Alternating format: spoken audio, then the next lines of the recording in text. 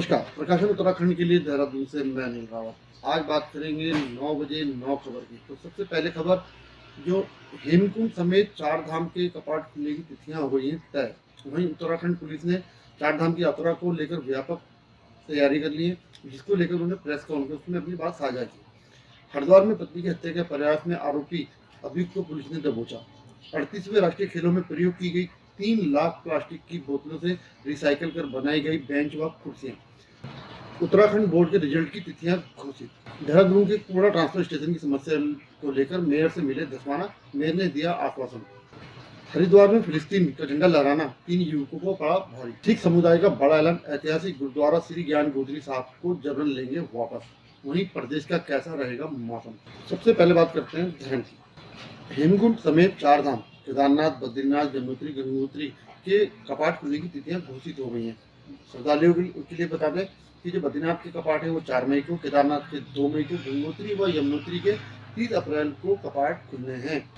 वहीं हेमकुंड साहब के कपाट 25 मई को खोले जाने हैं। आईएएस अधिकारी को मिली चारों धामों की जिम्मेदारी, ताकि जो श्रद्धालु हैं उनको सुविधा हो सके, कोई असुविधा ना हो। संस्कृति सचिव आईएएस युगल किशोर पंत ने केदारनाथ यात्रा के पड़ावों पर पहुंचकर तैयारियों का लिया जाएगा। इस जो चारधाम यात्रा, इसमें हम विस्तार से बात करने जा रहे हैं आज। तो जो सरकार ने यात्रियों की सुविधा को देखते हुए जो पंजीकरण काउंटर हैं उनके संख्या बढ़ा दी है। तो जो ऋषिकेश है उसमें 30 काउंटर तथा विकास नगर में 20 काउंटर खोले जाएंगे। वह प्रत्येक काउंटर में 2-2 कर्मचारी की तैनाती होगी। अभी तक बता दें कि चारधाम समेत हेमकुंड के लिए अभी तक 12 लाख से ज़्यादा रजिस्ट्रेशन हो चुके हैं। वहीं हेली सेवा की बात करें तो केदारनाथ हेली सेवा की जो ऑनलाइन बुकिंग है वो 8 अप्रैल से शुरू होगी, जिसके लिए IRCTC वेबसाइट का लिंक जारी करेगा। चारधाम को लेकर पुलिस महानिदेशक गढ़वाल परिक्षेत्र राजीव स्वरूप व पुलिस महानिरीक्षक निदेशक यातायात नारायण सिंह नपचाल ने प्रेस कॉन्फ्रेंस में उत्तराखंड पुलिस की तैयारी की व्यवस्था की जानकारी दी। देखें आप वीडियो। सब विदित हैं कि उत्तराखंड पुलिस की जो ये चार धाम यात्रा जो है 2025 की विशेष तैयारियां जो हैं, पिछले हम यात्रा के जस्ट खत्म होने के बाद में हम उसको किए जा रहे हैं और काफ़ी हद तक हर एक लेवल पे प्रशासनिक स्तर पर, शासकीय स्तर पर काफ़ी मीटिंग्स हुई हैं। फिर सारे ज़िलों का रेंज स्तर पे कोऑर्डिनेशन हुआ है। फिर अपने जो हमारे सिस्टर्स विंग्स हैं, जैसे हमारा ट्रैफिक डिपार्टमेंट है, हमारा फायर सर्विस है, हमारी SDRF है, उनके भी जो हेड्स हैं उनके साथ भी पूरा समन्वय किया गया है, ताकि इस बार की जो चारधाम यात्रा है वो बहुत ज़्यादा अच्छी हो, सुखद हो, सुरक्षित हो और यात्री जो यहाँ पे आए एक सुखद अनुभव लेके आए। तो इस क्रम में जो यात्रा की सुगमता के लिए हम लोगों ने जो व्यवस्थाएं की हैं उसमें मैं आपको बता देता हूं कि ये इस यात्रा में हमने इस बार 2 नए प्रयोग किए हैं। एक प्रयोग है जो हमने अपने रेंज लेवल पे एक डेडिकेटेड चारधाम यात्रा सेल, उसको हमने यहाँ पे सृजित किया है रेंज कार्यालय में, जिसमें हमारे एक उसके जो हेड जो होंगे वो एडिशनल SP रैंक के अधिकारी, बाकी हमारा जो पुलिसकर्मी वर्ग होगा वो यहाँ पे डिप्लॉय रहेंगे और वो जो है वो 24/7 इसमें काम करेंगे। कोई भी समस्या यात्रा से रिलेटेड, ट्रैफिक से रिलेटेड या फिर कहीं पे कोई ऐसी कोई सिचुएशन है जहाँ पे हम लोगों को रूट को डाइवर्ट करना है, या बारिश में अगर कहीं रोड ब्लॉक है उसके लिए, या फिर यात्रियों की यातायात भीड़ धामों में हो रही है उसके मैनेजमेंट के लिए तत्काल रूप से ये कंट्रोल कमांड सेंटर जो बनाया गया है, डेडिकेटेड यात्रा सेल, वो हमेशा काम करता रहेगा। दूसरी प्रयोग किया है कि आप जैसा जानते हैं कि हमारे 4 श्री धाम हैं, जिसके 4 अलग अलग रूट्स हैं। अगर हम श्री यमुनोत्री धाम और गंगोत्री धाम का रूट देखें तो उसके रूट्स पे, और जो श्री केदारनाथ और श्री बद्रीनाथ का रूट है उसके रूट पे हम लोगों ने इस बार एक ऐसी व्यवस्था की है कि संपूर्ण जितने भी रूट्स हैं हमारे चारों धाम के लिए, उसको विभिन्न सेक्टर्स में बांटा है। और इसके अंदर में हमने इसके जो सेक्टर्स जो बांटे गए हैं उसमें जो 15 सुपर जोन्स में इसको डिवाइड किया गया है, जिसको कमांड करेंगे हमारे एडिशनल SPs रैंक के अधिकारी, या फिर सीनियर डिप्टी एसपी रैंक्स के अधिकारी जो है वो सुपर जोनल हेड होंगे। 41 जोन्स में हम इसको विभाजित किया गया है, जिसमें हमारे senior inspector, sub inspector ranks के ऑफिसर्स रहेंगे, और 137 सेक्टर्स में हमने इसको पूरा डिवाइड किया है। तो इसका मैं आपको शॉर्ट में ये बता दूं कि संपूर्ण यात्रा को जैसे रूट्स हैं उसको हमने टेंटेटिवली 10 to 15 किलोमीटर्स में इसको हमने बांटा है, जिसमें इस बार ये प्रयोग किया जाएगा कि हमारे वहाँ पे एक बाइक्स रिलेटेड पेट्रोलिंग होगी। वो बीट बनाया गया है 10-10 किलोमीटर का वहाँ पर, जिसमें एक हमारे पुलिसकर्मी होंगे, वायरलेस से लैस होंगे, सारी उनके पास में फर्स्ट एड की भी व्यवस्था रहेगी, साथ साथ उनके पास में कम्युनिकेशन सेट रहेगा, किस तरीके से ट्रैफिक को मैनेज करना है, हिल्स में मैनेज करना है, किस तरीके से उनकी प्रॉपर लाइनिंग करनी है, डाइवर्जन करना है। अगर किसी को कोई आपात स्थिति में अगर किसी भी तरीके की अगर सिचुएशंस आती हैं तो उसमें किस तरीके से फ़ौरन उनको मदद पहुंचे, क्योंकि उनका कंट्रोल सीधे हमारे डिस्ट्रिक्ट हेडक्वार्टर्स और डिस्ट्रिक्ट हेडक्वार्टर्स से थ्रू हमारी यात्रा सेल में रहेगा। तो तदनुसार वहाँ पे हम सारी मदद वहाँ पे पहुँचा सकेंगे। और काफ़ी जो प्रॉब्लम्स आती हैं, कहीं पे अगर होल्डिंग एरियाज़ हैं, अगर जैसा कि आप विदित होंगे कि इस बार पिछले कई सालों से एक ट्रेंड हो रहा है कि हमेशा यहाँ पे यात्रियों की संख्या श्री धामों में हमेशा बढ़ती रही है।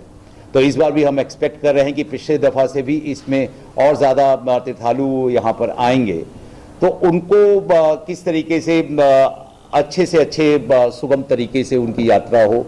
और अगर वहाँ पर श्री धामों में अगर कोई भीड़ होती है और अगर हमें नीचे अगर मैसेज आता है कि हमें कहीं पे एक होल्डिंग करनी है, हमें जितने यात्री हैं वो थोड़ा सा उनको होल्ड करके फिर उनको आगे बढ़ाना है, तो इसमें भी ये जो अधिकारी जो ये बीट लेवल पे जो नियुक्त होंगे, इसमें तत्काल अपने कंट्रोल रूम के माध्यम से ये हमें सूचित करेंगे और सब वैसी व्यवस्थाएं बनाई जाएंगी। अब होल्डिंग एरियाज़ किए थे, वहाँ पे कुछ शिकायतें ऐसी आई थी कि एक ऐसी जगह पे होल्डिंग एरिया बन गया था जहाँ पर कुछ सुविधाओं की कमी थी, तो उसको पूरा हमारे एसएसपीज़ ने, एसएसपी देहरादून ने, क्योंकि इनका मेनली जो फोकस एरिया रजिस्ट्रेशंस का है वो आपका विकास नगर और हरिद्वार और ऋषिकेश, ये तीनों जो एरियाज़ हैं वो बेसिकली रजिस्ट्रेशन एरियाज़ हैं। तो यहाँ पे प्रॉपर होल्डिंग फैसिलिटीज़ बनाई गई हैं।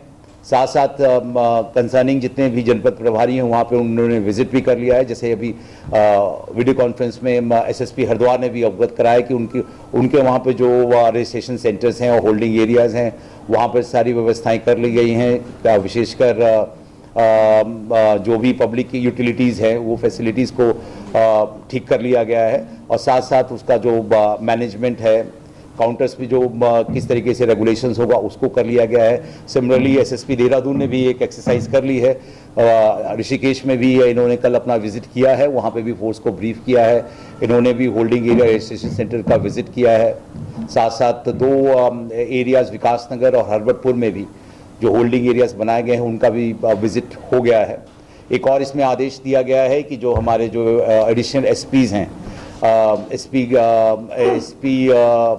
ऋषिकेश और एसपी विकास नगर, वो 20 तारीख से वहाँ पे वो कैंप करेंगे और वहाँ पे 24/7 अपना जो फोर्स है उनको कमांड करेंगे, ताकि कोई भी ऐसी कोई स्थिति जो है ना हो जिससे कि यात्रियों को कोई भी प्रॉब्लम हो। फोर्स का इसमें डिप्लॉयमेंट हुआ है। इसमें लगभग मैं फोर्स बता दूं आपका जो इसमें डिप्लॉय होगा, इसमें 24 डिप्टी एसपी रैंक के अधिकारियों को डिप्लॉय किया गया है, 66 इंस्पेक्टर रैंक्स के अधिकारी हैं, 366 एसआईज हैं, 615 हेड कांस्टेबल, 1222 कांस्टेबल्स, 208 महिला कांस्टेबल्स, 926 होमगार्ड्स और 1000 के लगभग पीआरडी के जवान हमने इसमें डिप्लॉय किया है। उसमें इसके साथ साथ 9 कंपनी पीएसी और 26 सब टीम एसडीआरएफ, क्योंकि आप ये जानते हैं कि यात्रा के दौरान में भी हमारा मानसून सीज़न भी आता है, तो इसमें कभी रोड ब्लॉक होती है और कभी कोई भी ऐसी आपदा की सिचुएशन आती है, इसको पहले ही से केटर करते हुए 26 टीमें हमने SDRF की हमने डिप्लॉय की गई हैं। बाकी जो पार्किंग व्यवस्था है और ट्रैफिक व्यवस्था है, मैं रिक्वेस्ट करूंगा IG डायरेक्टर साहब से, डायरेक्टर अधिकारी बेसिकली टोटल जो हमारा सुरक्षित चारधाम यात्रा के संबंध में हमारे IG साहब ने आपको ब्रीफ कर दिया है।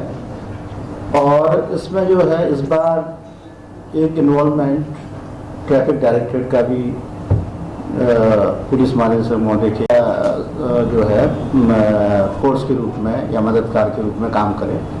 तो इस संबंध में क्योंकि इम्प्लीमेंटेशन का जो काम है वो डिस्ट्रिक्ट लेवल से होना है, इस बार हम लोगों ने ट्रैफिक डायरेक्टर के स्तर पर, मेरे स्तर पर जो भी हमारे जो ट्रैफिक प्लान है इन और आउट, जो हमारा हरिद्वार से लेके देहरादून से उनकी रेती से जो हमारी एंट्रीज होती है और ऊपर के जो हमारे 3 डिस्ट्रिक्ट्स जो मेन हमारे आते हैं, तो उनमें उनका जो डाइवर्जन का प्लान है और कहाँ इन्होंने होल्डिंग एरियाज बनाए हैं, कहाँ पर इनका जो है जैसे कुछ यातायात के डाइवर्जन से संबंधित नए उन्होंने रूट्स वगैरह डेवलप किए हैं।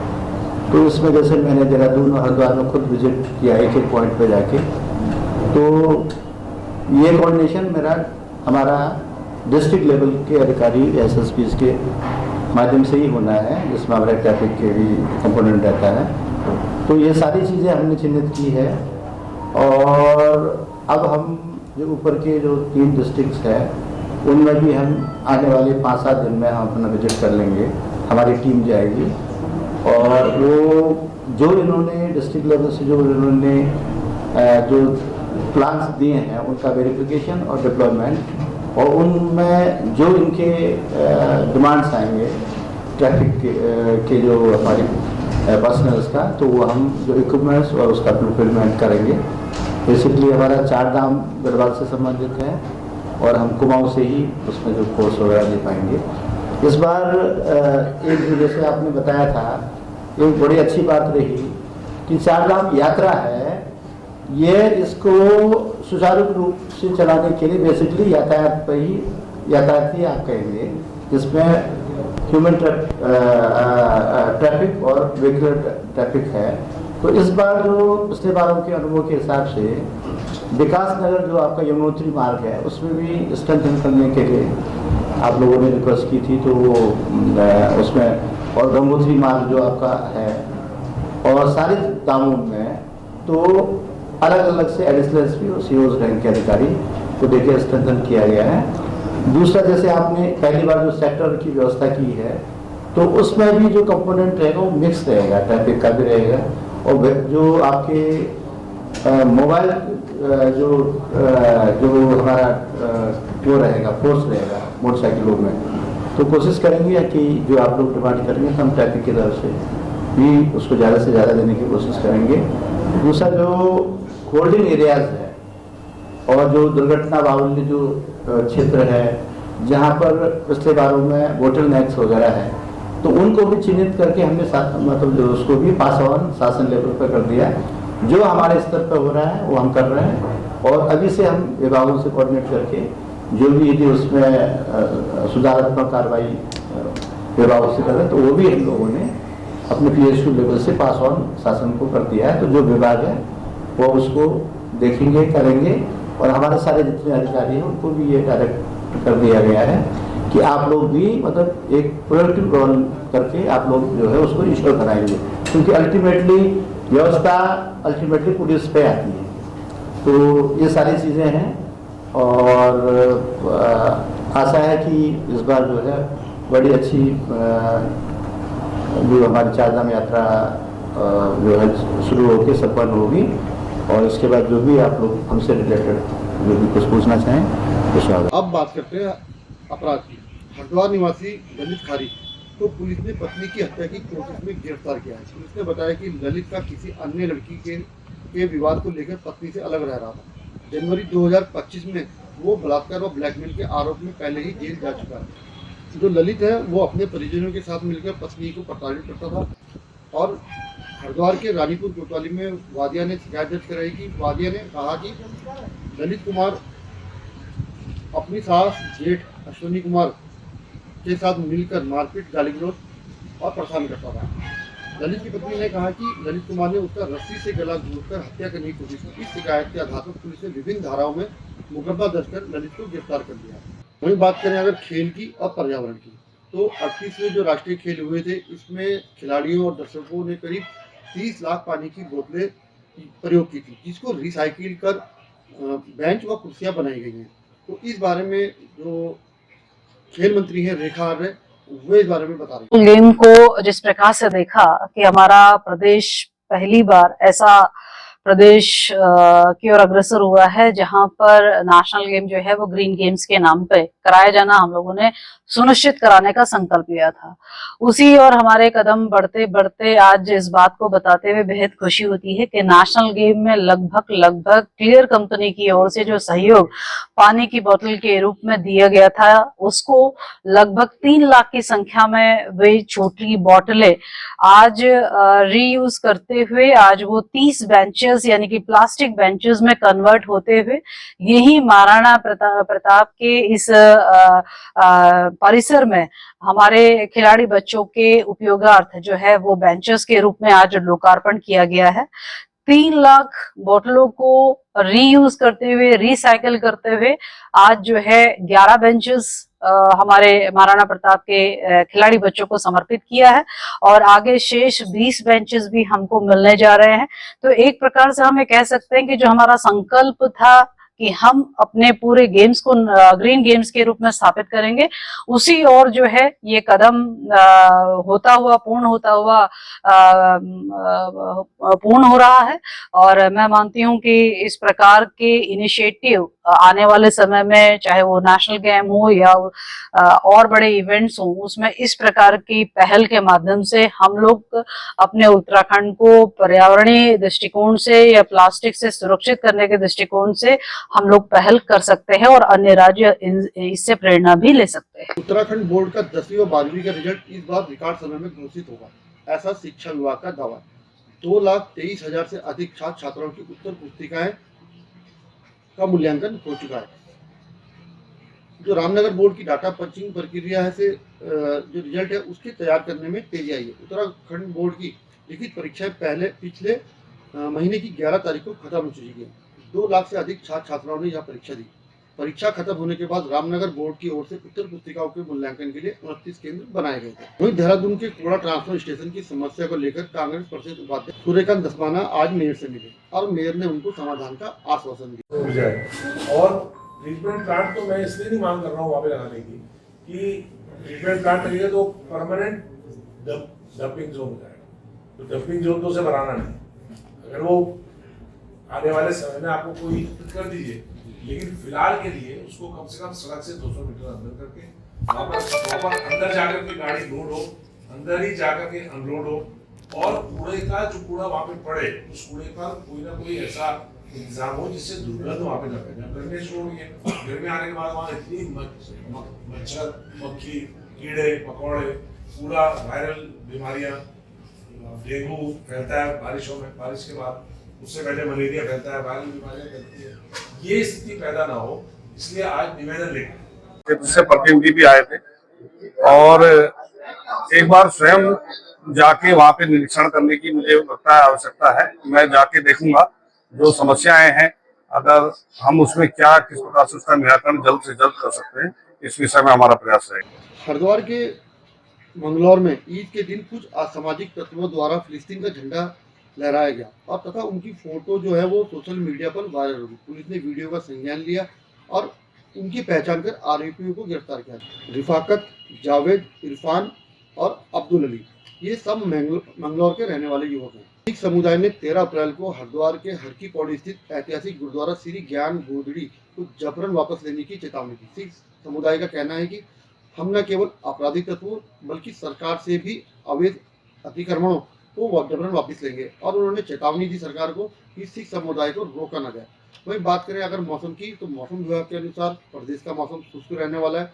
वहीं राजधानी देहरादून का मौसम अधिकतम जो तापमान है वो 35 डिग्री तथा न्यूनतम 15 डिग्री रहने की उम्मीद है। अगर आपको ये हमारा वीडियो पसंद आया तो वीडियो को लाइक करें, शेयर करें और चैनल को सब्सक्राइब जरूर करें। धन्यवाद। है।